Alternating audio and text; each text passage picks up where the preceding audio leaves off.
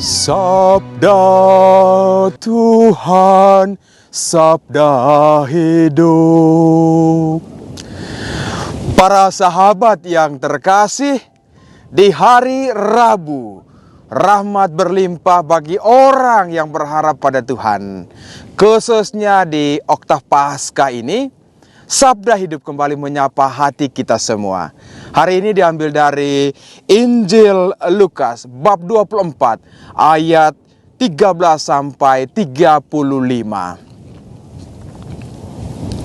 Pada hari Sabat sesudah Yesus dimakamkan, dua orang dari murid-murid Yesus pergi ke sebuah kampung bernama Emmaus yang terletak kira-kira 7 mil jauhnya dari Yerusalem. Dan mereka bercakap-cakap tentang segala sesuatu yang telah terjadi. Ketika mereka sedang bercakap-cakap dan bertukar pikiran, datanglah Yesus sendiri mendekati mereka, lalu berjalan bersama-sama dengan mereka. Tetapi ada sesuatu yang menghalangi mata mereka, sehingga mereka tidak dapat mengenal Dia. Yesus berkata kepada mereka, "Apakah yang kamu percakapkan sementara kamu berjalan?" Maka berhentilah mereka dengan muka muram.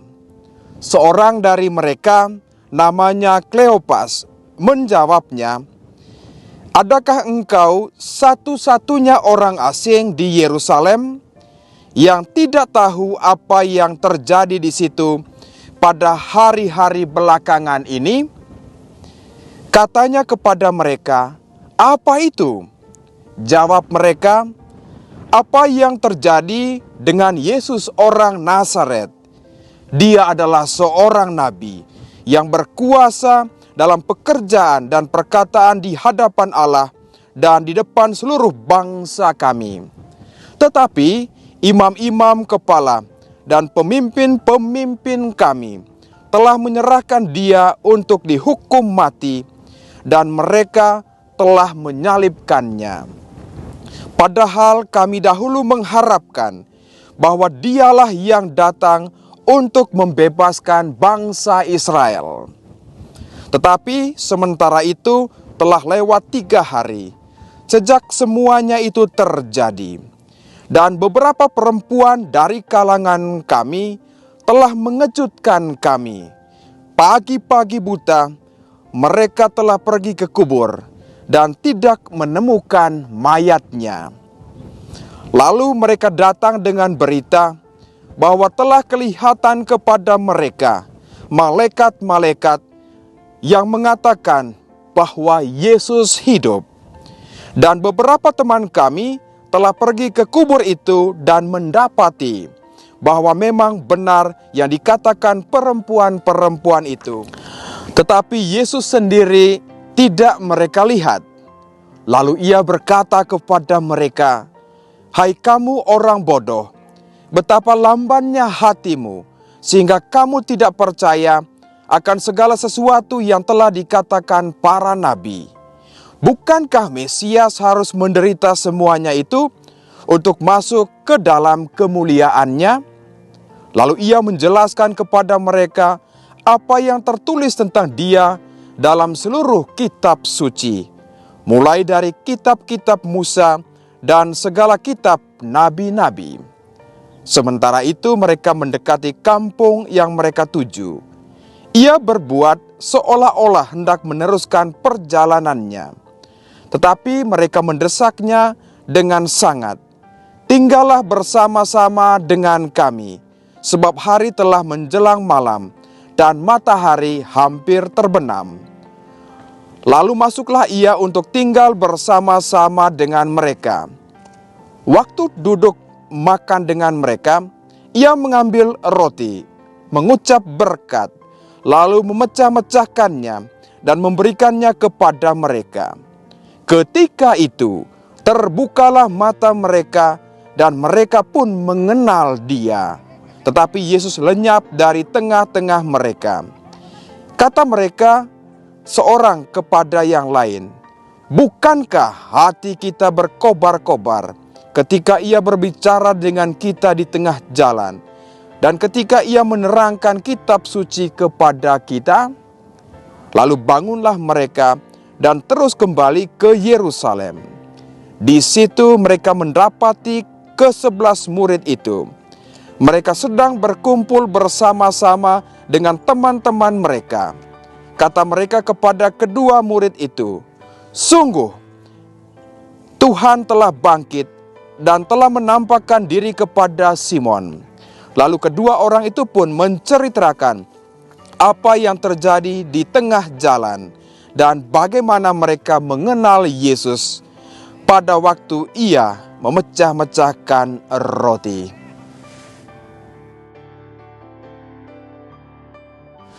Para sahabat yang terkasih, kebangkitan Paskah Kristus mengajak kita semua untuk merefleksikan tentang kehidupan ini. Karena itu ada 3 poin yang ingin saya bagikan. Yang pertama adalah hidup ini sebuah perjalanan. Perjalanan seperti di tempat ini, di gunung kecil ini. Orang mendaki gunung, jalan menurun, tetapi juga ada tanjakan di situ. Perjalanan hidup kita juga perjalanan, kita mendaki kehidupan ini. Cari kerja, cari sesuap nasi, menyekolahkan anak-anak, dan yang lain juga. Tetapi juga dalam perjalanan kita menurun.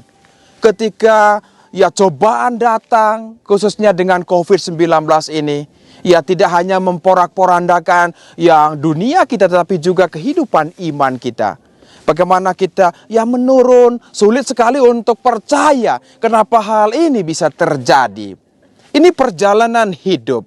Dan bagaimana perjalanan hidup ini dialami juga oleh 2 murid ke Emmaus tadi. Perjalanan dari Yerusalem ke Emmaus. Sebuah perjalanan mereka menyaksikan Tuhan Yesus, bagaimana dia disalibkan, mati di kayu salib. Dan kemudian mereka ingin kembali ke situasi Emmaus untuk tinggalkan apa yang mereka alami, kekecewaan, frustrasi itu. Karena itu para sahabat yang terkasih, perjalanan iman juga sama. Antara percaya kepada Tuhan, tetapi kadang-kadang situasi, keadaan membuat kita kurang percaya. Bahkan lari dari iman kita. Karena itu kita melangkah pada bagian yang kedua ini. Dalam perjalanan ini kita perlu berhenti sejenak. Berhenti untuk merenungkan bahwa Tuhan itu sungguh-sungguh baik menyertai kita. Bagaimana perjalanan Emmaus ini sebagai sebuah renungan hidup. Kita perlu berhenti sejenak. Merasakan bagaimana Tuhan hadir dalam kehidupan kita.